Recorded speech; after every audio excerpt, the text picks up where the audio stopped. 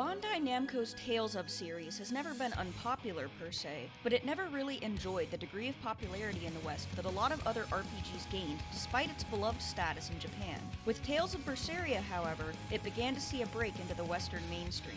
If anyone has ever heard of a Tales title at all, it's probably either this one or its companion, Tales of Zestiria. But what exactly made it so popular? Did it have something its predecessors lacked? Was it flashy enough to grab attention? Or was there something about its narrative that really struck home? These questions become easier to answer if you compare the game to its predecessor. Tales of Zestiria was commercially a success, but widely regarded by fans of the series as a colossal disappointment, while Berseria received very positive reviews without the same amount of controversy. By taking a look at both games in conjunction with one another, we can begin to understand where one succeeded at what it wanted to accomplish, and where the other ultimately failed. Tales of Berseria is a JRPG that features real-time combat based on combo inputs and synchronicity with equipment. Its story follows the quest of its main character, Velvet, a teenage girl who witnesses the murder of her younger brother Laphicet by her older brother-in-law, Artorias. In her furious and futile effort to save the boy, she plunges into despair, and into a deep, dark dungeon that becomes her prison for the next few years. There, she stews in her anger at her mentor's betrayal, letting it fester into something monstrous. Malevolence, an energy that can possess humans and turn them into daemons. She harnesses it as her power, which manifests as an arm that consumes demonic energy, and uses this power to escape once she finally sees an opportunity. This setup is not an uncommon one. Tales of betrayal and revenge stretch back centuries, and avid readers might call to mind in particular the Count of Monte Cristo. Someone with a bright future, living a simple but happy life with everything they could ask for, has the rug violently ripped out from beneath them. They lose everything, spend years in prison for reasons they can't parse, and are left with only one recourse: to curse humanity, and in particular their captors. Indeed, when Velvet is free again, she has transformed from an amiable and optimistic young lady to an angry and aloof adult filled with bloodlust. The only thing on her mind is how she's going to kill Artorias for what he did not just to her, but to Laphicet. The task proves easier said than done. A lot has changed in 3 years. Artorias has gone from a relatively obscure swordsman to the head of an order of knights who exorcise demons, de facto ruler of a nation. He is revered by the common people for having brought back a power that was presumed to have been lost to time, the ability to see, communicate with, and even harness the power of otherworldly beings called Malakim. Harnessing that power seems to be part of Artorias' goal. In order to fight alongside the exorcists, these Malakim have their will stolen from them, made mindless killing machines to the extent that even the average soldier doesn't know they possess intelligence in the first place. The ethics of that aren't of any concern to Velvet, though. At least, not until she, as a fugitive, comes face to face with a Malak who bears a striking resemblance to her dead little brother. In a moment of crisis, she rescues him, unwittingly calling him Laphicet. From then on, that is his name. His personality develops into that of a curious and innocent young boy, not unlike the one that Velvet knew. Her attachment to him only grows over the course of the story, and with it, so does her inability to let go of her hatred and grief over the loss of the brother she loved. This replacement for Laphicet isn't the only companion she picks up on her journey. Along the way, she meets many strange people, almost all of whom have one thing in common: they are outcasts. They are daemons like her, or people who otherwise exist on the fringes of society. The exception is Eleanor, an exorcist who fights a losing battle against Velvet and is subsequently taken prisoner by the group. Under secret orders from Artorias, she intends to spy on them during their travels. However, she eventually becomes conflicted about her purpose. Her personal hatred of daemons clashes with what she learns about them.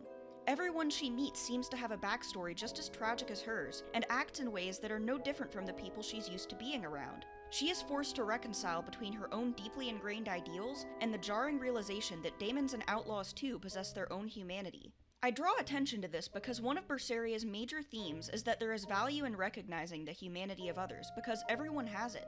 Regardless of what choices they make, they are all driven by their own motivations and emotions. Velvet and Eleanor are narrative parallels in the sense that if they want to pursue their long-held goals, they have to routinely force themselves to forget the fact that other people have feelings and circumstances they can't even begin to fathom.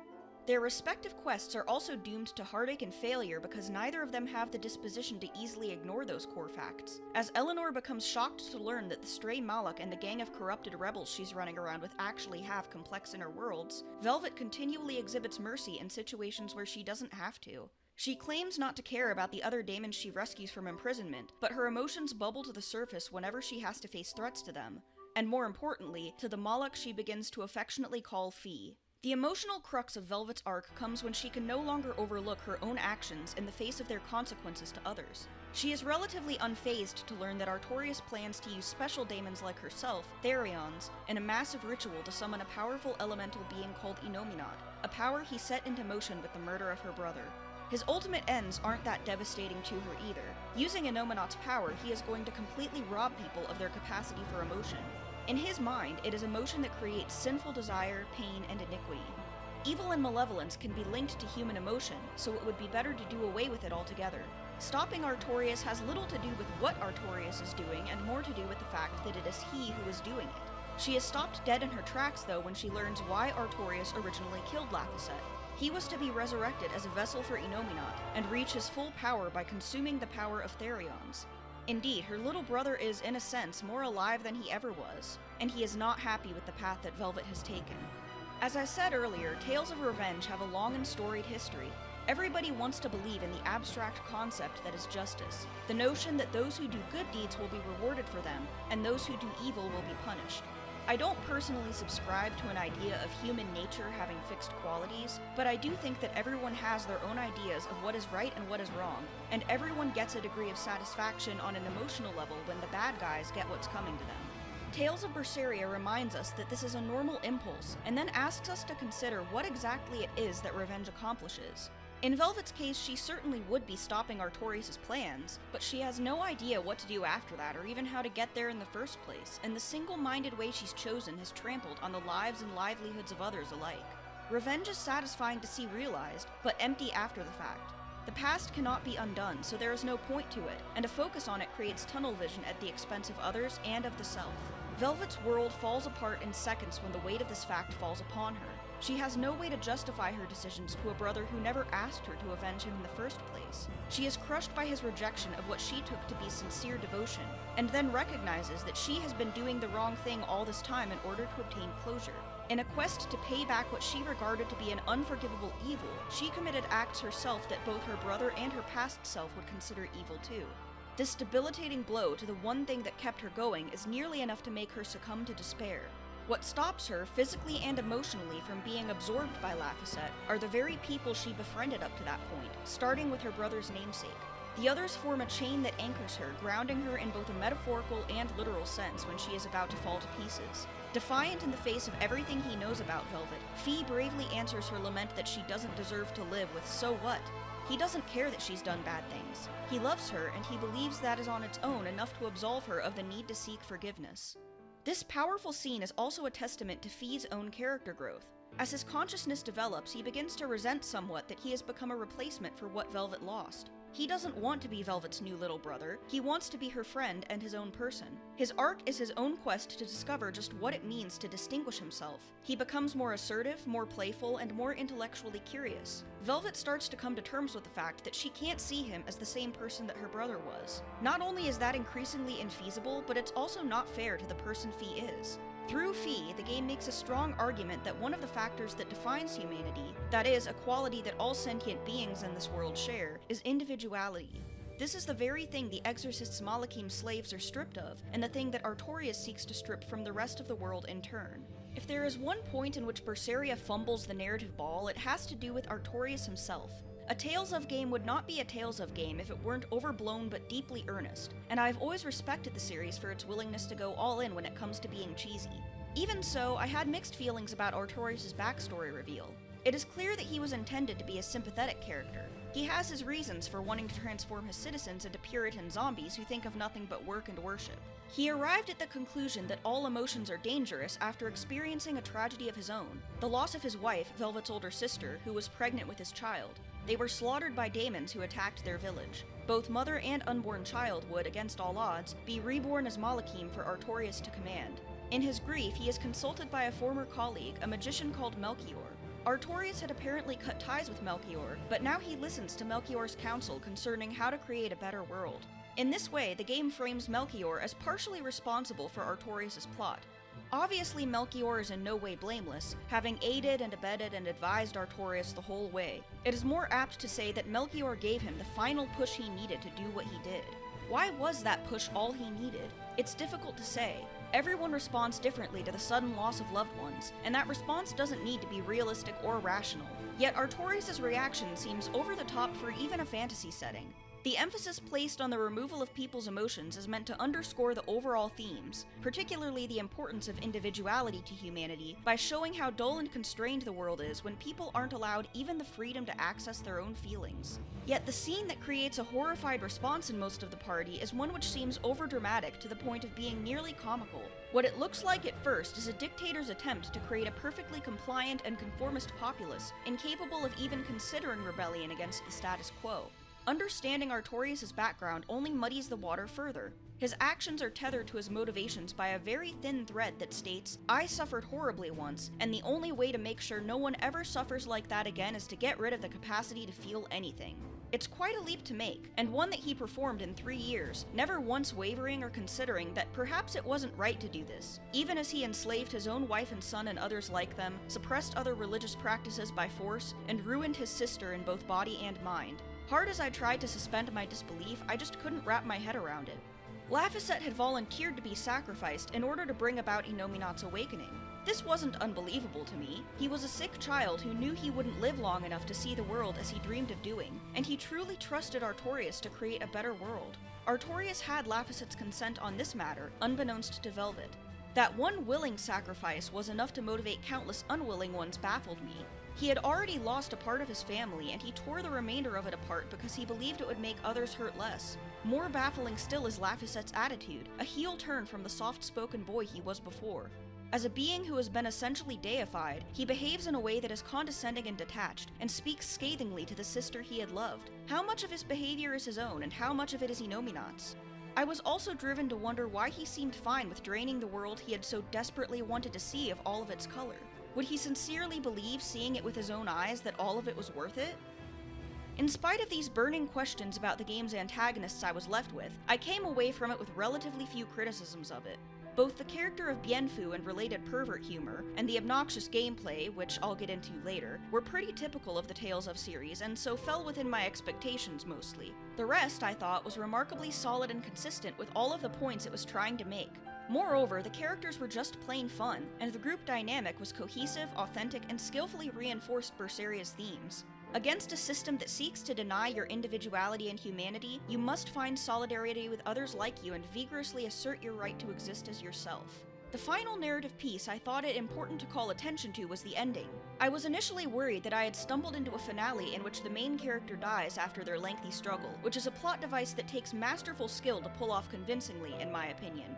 What happens to Velvet isn't quite that. She successfully does what she has set out to do, and does it knowing that she hasn't planned for the aftermath. She has acknowledged in the bluntest terms possible that she has only lived so long to bring about the death of Artorias, and has no reason to continue living afterwards. This is deeply disheartening on its own, yet indicative of the person that Velvet had become while in solitary confinement. She was happy once, and had forgotten how to be that. She had also painfully acknowledged, during the scene in which Melchior traps her in an illusory version of her past hometown, that it is impossible to return to the past. Her relationship with Artorias cannot be repaired, and she and Laphicet can never go back to the way things used to be. What is most important is that she finds a new, brief purpose in being the one to save her brother now. Laphicet, left ravenous and angry and hollow, could consume everything if left unchecked. Velvet knows that she is the only one who can stop him from doing something they will both regret. She offers her own body for him to consume, as was originally intended, and then uses her demonic arm to consume him in turn. This creates an infinite feedback loop of energy, trapping the two of them in a dimensional stasis for eternity. It sounds nightmarish at first for them to be cut off from everything, left to devour each other without end, but we see that it is in practice more like a long slumber. For the first time in years, they both get to actually rest. This is a piece that Velvet, steeped in rage for so long, couldn't have imagined before. In her absence, Fee finally becomes his fully realized self. He is visited by the world's other elemental Malachim, who offer him the opportunity to ascend to the position vacated by the now vanquished Innominat. They express reservations about Fee's ability and resolve, but Fee insists that he can do it. He will help preserve peace and balance in the world, not as humanity's authority, but as their guardian. In doing so, he chooses to take the sacred name Eleanor gave him as a vessel, rather than using the name of Velvet's brother, Mautellus. This is a name immediately recognizable to those who have also played Zestiria, the enormously powerful elemental dragon who infused the whole land with his blessing, only to later become corrupted by a war between humans, was none other than Velvet's young nephew, over 1,000 years into the future. Zestiria laid much of the groundwork for Berseria, but one might be able to say that Zestiria crawled so that Berseria could run. Finding the short answer to why Berseria is so well loved while Zestiria is not, despite the innate connection between the two, is pretty simple. While Berseria enjoyed a strong narrative foundation that continually reinforced its themes and gave its characters appreciable arcs, Zestiria just didn't. But it's only fair that I go into the long answer too. Tales of Zestiria is chronologically a sequel to Berseria, though it was released first. 1,000 years after Mautellus rose to power, a young man called Soray lives peacefully in a hidden village of Malakim, now called Seraphim, as its only human, exploring nearby ruins with his best friend Mikleo. Everything changes when, on an excursion, he and Mikleo run into a knight named Alicia. After bringing her to their village to rest, they are unknowingly followed by a demonic assassin called Lunar, who proceeds to attack the village and kill one of its seraphim. Alicia, as it turns out, is a princess with little political power due to her mother's low birth. In the face of danger to his village, and now wanting to ensure Alicia does not come to harm, Soray sets out to the city of Lady Lake and claims one of the most powerful and revered social positions in this setting, the Shepherd. The Shepherd enjoys a special level of regard in this game for a very simple reason. They possess the ability to communicate with and resonate with Seraphim, a power that was once enjoyed by everyone, but has now become incredibly rare. Becoming the Shepherd comes with several responsibilities. Among those are the need to remain politically neutral and not interfere with the affairs of humans, and to fight alongside their contracted Seraphim, using a purifying silver flame to rid daemons, now called Hellions, of their corrupting malevolence. As the only one in possession of this purifying flame, the Shepherd is in fact the only person who can do this, which in theory earns them worldwide renown and respect. There's just one problem. Soray's country, Highland, is on the verge of war with its neighboring country, Rolands. How is he supposed to keep himself from interfering with a matter so important as that? Surely it would be unfair of him to take sides, but he wants to protect Alicia, and the soldiers of Rolands already don't trust a Shepherd originating from a kingdom that they have so much tension with. To his credit, he does try everything he can to stop the war, and is appropriately upset by losses that occur on both sides. It is also sufficiently compelling to watch him wrestle with the feelings of inadequacy that arise when he realizes that, seraphic powers aside, he is still only one person trying to stop a conflict that is much bigger than he can understand. What could easily be a classic, tried-and-true war is bad approach is distorted by several questionable narrative choices. The first thing that struck me was the fact that Alicia, despite or perhaps because of her position as a princess, is barely present in the narrative. Her political impotence manifests as impotence within the plot as well. She is pinned down in her castle for nearly the entire duration of the game and barely gets to act as an actual member of the party. This makes her place within the group weak, and makes her place within the narrative weaker still. Just as in the minds of the nobles vying to take her inheritance of the throne from her, she is little more than a pawn to be manipulated. On top of being strange, this move was also controversial. Much of the pre-release advertising for Zestiria featured Alicia, so fans naturally assumed that she would play a more major role than she did. Instead, the position of female deuteragonist went to Rose, and the fact that Rose actually had some of the more interesting character writing among the characters present does little to detract from the ire people naturally felt at Alicia having been robbed, so to speak. Yet this is one of my more minor gripes with the game, and even with its character writing choices. I liked a few of the characters, but had trouble really getting attached to any of them. At first I took this to be a simple matter of taste. As the game progressed, however, it struck me what was bothering me about the party. There are a few individuals who have a pre-established rapport and thus get along well. Beyond that, though, they have virtually nothing in common. It's not that discordant groups can't be fun in their own way, because Berseria's group certainly had its clashes, but rather that there was little weight to conversations between them at all. Past the people who already knew each other, relationships within the group felt surface level. This also didn't help with individual arcs, as I mentioned. Rose got one, held up by Dezel's sacrifice. Soray got one. We at least get to see some of Lila's and Edna's respective backgrounds to help contextualize their behavior. But Alicia is forced to take a narrative backseat, Mikleo doesn't get to have any kind of meaningful reflection detached from Soray, Dezel dies part of the way through, and Zavid takes his place in the party as an outside element that nobody really seems happy to welcome. I couldn't help but feel ambivalent to most of the interactions that took place.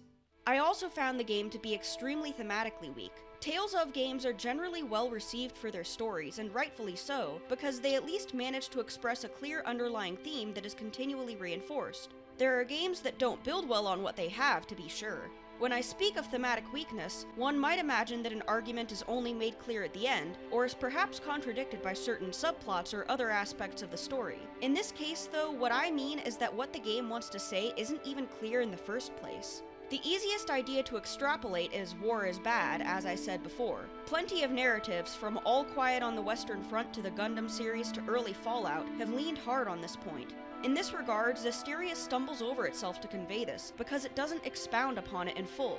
Indeed, the war isn't supposed to be what Soray's focused on at all. His goal, besides being an exorcist in the New Age, is akin to proselytizing. He has to ensure that local seraphim who have become corrupted are purified, so that they can spread their blessings across the land, and therefore more people will believe in them and be able to communicate with them, and fewer people will become corrupted into Hellions. Basically, if more people go to church and pray, they'll be able to talk to seraphim again and they won't become bad. In Berseria, this is markedly not how that works. Notions of good and bad are somewhat didactic. One of the main things Berseria highlights is the fact that daemons are not all mindless beasts. Many of them are very lucid and in possession of the same thoughts and feelings humans have.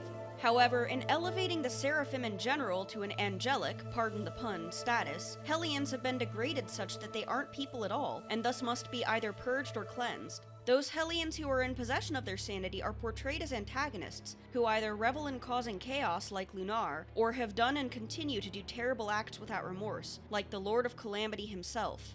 Ironically, this is the title that Velvet came to bear while a fugitive, but it has taken on a completely different meaning in Zestiria.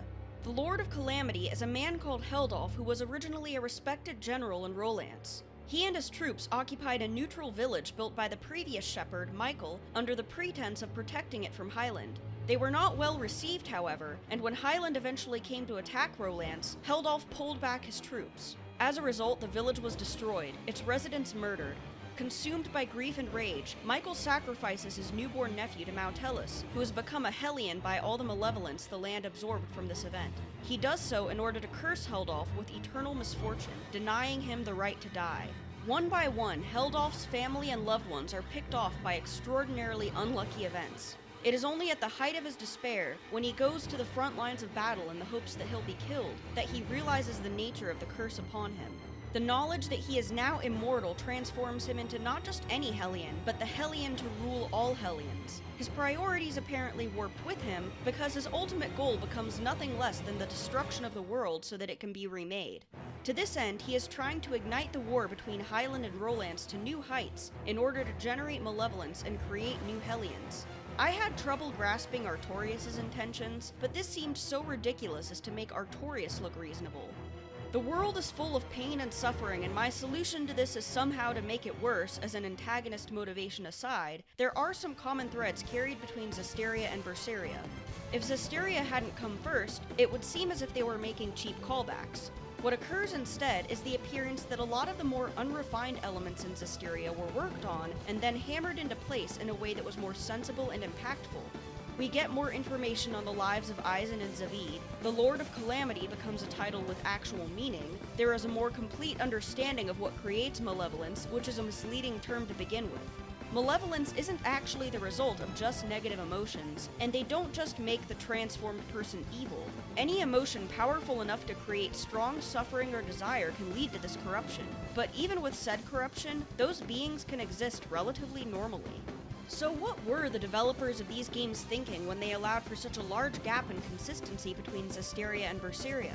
The people behind it all have actually spoken about their hopes and intentions on numerous occasions. Hideo Baba, the producer of Zestiria, stated in an interview with Famitsu that he wished for a departure from many of the typical themes Tales had explored before, like faith and justice. Zestiria, he said, would be about the passion held for one's beliefs. This would be where the title got its zest from. Because it was to be the 20th anniversary of the series, he wanted to overhaul numerous other aspects, like making the gameplay more refreshing and involved. It is clear that he intended for this game to be a masterpiece that fans would be excited about. His enthusiasm showed promise. On the week of its Japanese release in 2015, Zestiria sold 341,000 copies, and to this day remains the fourth highest selling Tales title in the series. People had high expectations for this game, but those were quickly dashed by the way that the narrative handled its characters. I mentioned before that fan response to Alicia's role in the story was overwhelmingly negative. Baba's response to fan criticisms that Alicia was sidelined unfairly was that the intent of the promotional material was not to convey narrative importance, but rather order of appearance. He also felt that although it was more minor, Alicia's role was still important. Even so, the flames of fanbase ire were fanned when Alicia's DLC was released, because people felt that now Bandai Namco was trying to make more money off of a character who should have been more prominent in the first place. These criticisms may seem to some to be overblown, but they express concerns that have been increasing with the changing landscape of the video game industry. Video games are an increasing strain on players' wallets, and this is in no way helped by DLC packaged and sold separately from the story at half the game's original value. I can't help but consider the possibility that Baba and the writing team simply didn't know what to do with Alicia until they were almost done with the story, at which point it was too late to give her a starring role in anything but a DLC that felt like an afterthought. Berseria similarly was an afterthought. Mere weeks after Zestiria's release, writers began drafting Berseria based off of the world that the former had introduced. Baba was also not the one in charge of the writing, as he had gone on to oversee development of the Tales series as a whole. The lead writer was now Naoki Yamamoto, who had been on the writing team for Zestiria and carried some of those influences to the table with him. Now that he was the head of this project, he had a clear sense of direction. First of all, he decided that when it came to Zestiria, what was done was done. They couldn't go back and change anything they were dissatisfied with. As such, Berseria was going to be a distinct enough experience from Zestiria that it could be played on its own, like Symphonia was to Fantasia. Its protagonist would also be a stark departure from Sorey. Sorey was made to be a cheery and fun character with whom the player could feel like they were going on a journey too. Perhaps a telling point that Zestiria had failed to address the gravity of its own plot.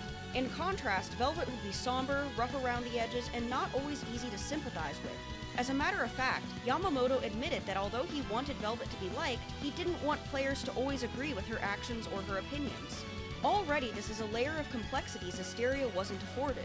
Protagonists don't always need to be difficult, but Zestiria did little to suggest that you should be moved to disagree with the actions of the party's major characters. To have done so would suggest that most of those characters had actually been developed with any appreciable arc in mind. As it stands, some members of the writing staff working on Zestiria expressed concern that the characters weren't getting enough time to psychologically delve into them.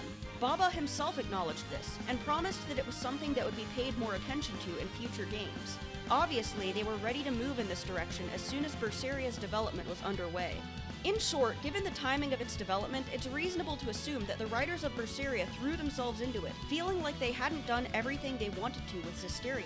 There were parts of the narrative groundwork they borrowed because they wanted to do a better job with what was there. They wanted us to understand who Aizen was as a character and the closeness of his relationship with Edna. They wanted players to know that Velvet was passionate about what she wanted, but that it wasn't always the right thing, even if her suffering made for a sympathetic motivation. They attempted, at least, to present an antagonist who would be easier to understand because he was framed through the lens of Velvet's perspective. Because they put so much more effort into strengthening the connections between the main cast, the last scenes in the game became much more meaningful. Sorey's sacrifice to quell Mautelus hardly felt like a sacrifice at all, even if it was poignant that the humans he knew would surely pass the rest of their lifetimes in the time he was gone. It's his selflessness rewarded with his return hundreds of years later, mirroring the first scene in the game.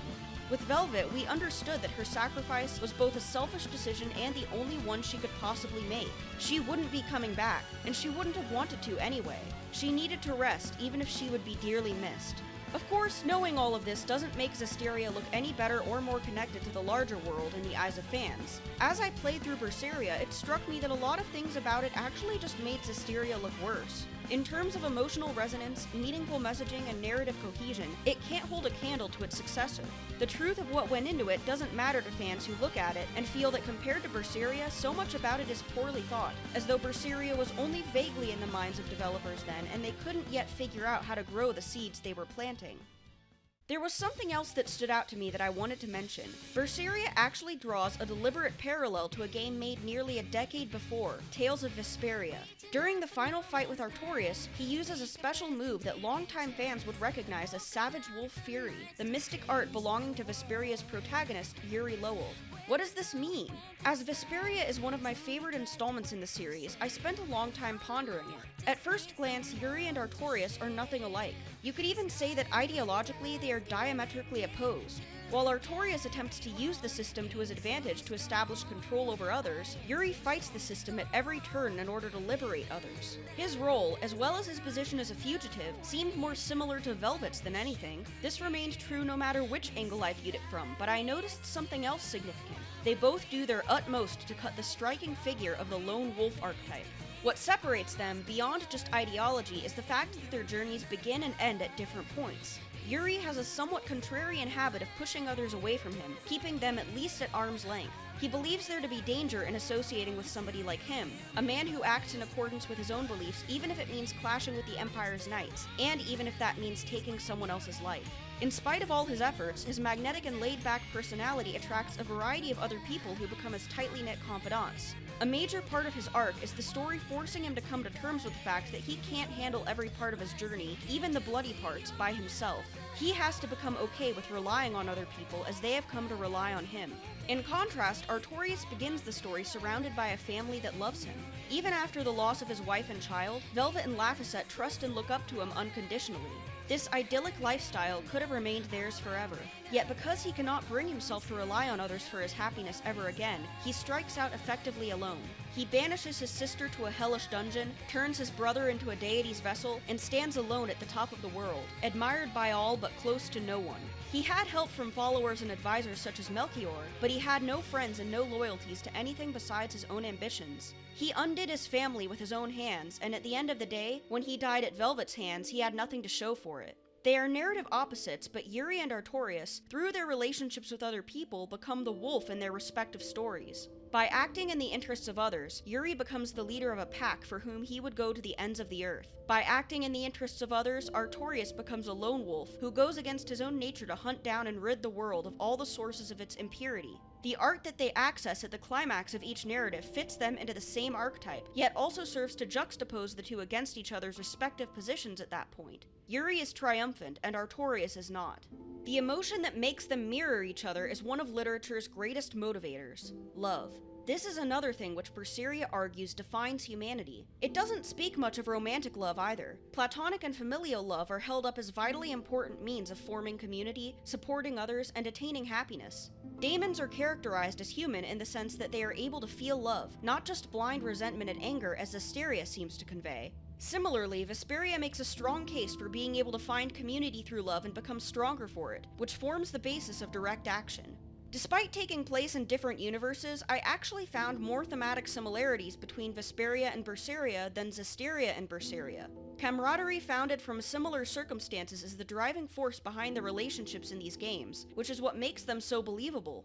In addition, both parties occupy a position that, rather than being glorified by states, exists outside of the law. This does not mean that they aren't doing the right thing, and in fact, it is only because they are breaking laws that they are able to save the worlds they inhabit. Their enemies hold powerful and respected titles in the state, and going against a country itself is no small task. I even saw an unrelated yet uncanny similarity in the fact that both games have a pirate character called Ifrid. It would have taken some imagination, but Vesperia would not be terribly out of place in the same universe as Berseria if Bandai Namco truly wanted to frame it that way. Oddly enough, by placing Zestiria and Berseria in the same universe, the two end up contradicting each other about certain elements they share, such as the nature of malevolence, daemons, and the role of Malakim.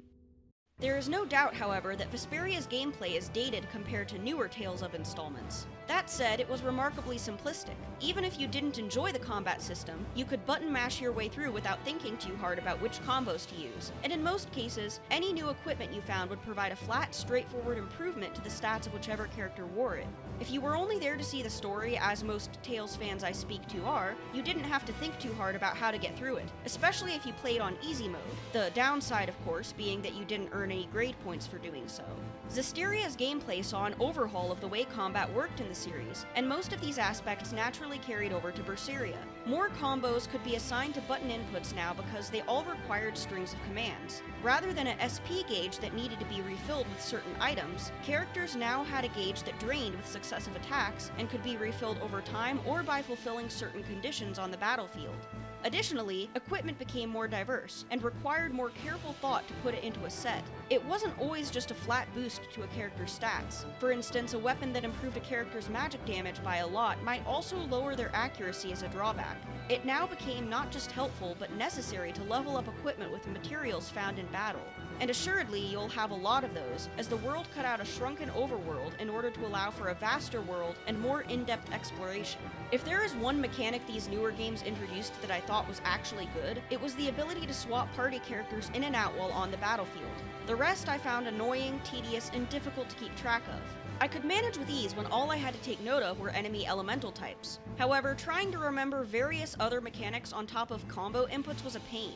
I felt the combat had become needlessly complicated and had to laugh at a friend remarking that it was like trying to solve the Riemann hypothesis. Difficulty in battles is one thing, but disguising complexity as difficulty is a poor way of creating balance and caused me a lot of frustration during my playthrough. The game is merciful, at least, in making Velvet's abilities insanely powerful. If you can manage to trigger her demonic arm, you can create a loop that effortlessly sweeps most short battles. Naturally, it isn't so easy with bosses who love to spam guard when they're not spamming staggering abilities. There are also a couple of scripted battles that force you to play as other characters, who most players probably wouldn't have touched before then. Why bother when Velvet can handle most things much more easily?